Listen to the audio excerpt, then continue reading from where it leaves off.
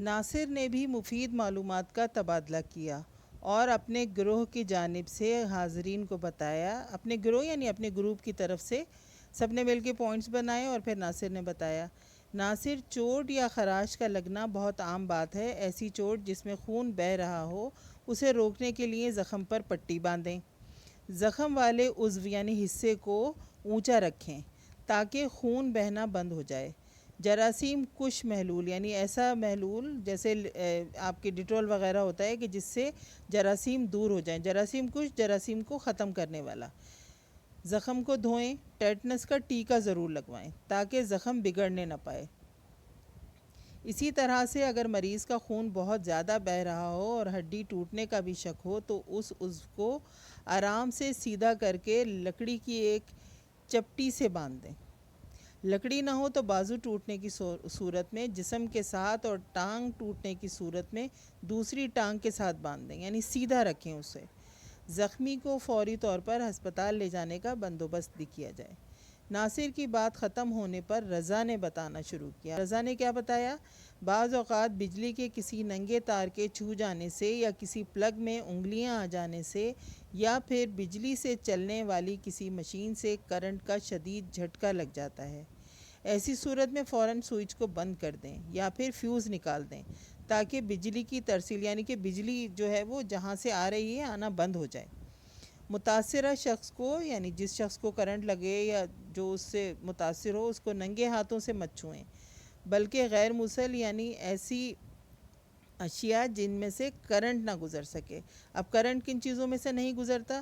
لکڑی یا پلاسٹک میں سے، ٹھیک ہے، اور اس پر کمبل ڈال دیں۔ اگر سانس لینے میں دشواری ہو یا سانس نہ آ رہا ہو تو مصنوعی تنفس یعنی اسے مصنوعی طور پر سانس دینے کا بندوبست کریں۔ خیال رکھیں کہ مریض کا سر باقی جسم سے تھوڑا اونچا ہو۔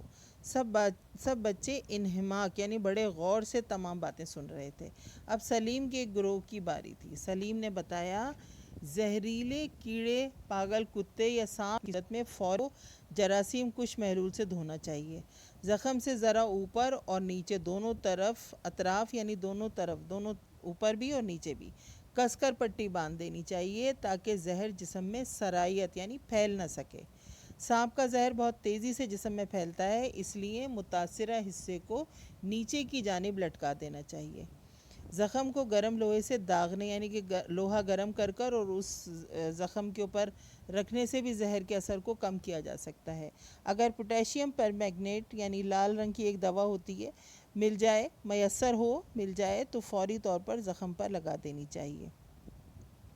پاگل کتے کے کاٹنے کی صورت میں ٹیکے ضرور لگوانے چاہیے۔ سلیم نے بات ختم کی تو حارث نے کپڑوں میں آگ لگنے کی صورتحال سے نمٹنے کے بارے میں بتایا۔ حارث کہتا ہے کہ کسی کے لباس میں آگ لگ جائے تو متاثرہ شخص فوری طور پر زمین پر لیٹ کر لوٹنے لگ جائے، یعنی زمین پر ایک طرف کروٹ بدلے، دوسری طرف اس سے کہیں کہ اس طرح سے کرے۔ اس پر کمبل یا کوئی اور موٹا کپڑا پھینک کر آگ بجھانے کی کوشش کرنی چاہیے۔ اگر کمبل یا موٹا کپڑا دستیاب نہ ہونے کی صورت میں ریت یا پھر مٹی ڈالیں، پانی ہرگز نہ ڈالیں۔ متاثرہ شخص کے کپڑے کاٹ کر اتاریں اور فوری طور پر کچے آلو کا لیپ یا پھر ناریل کا تیل لگائیں، اس سے جلن کم ہوگی۔ سب بچوں نے اس سرگرمی میں بھرپور طریقے سے حصہ لیا تھا اور ابتدائی طبی امداد کے مختلف مواقع اور تدابیر سے آگاہی حاصل کی تھی۔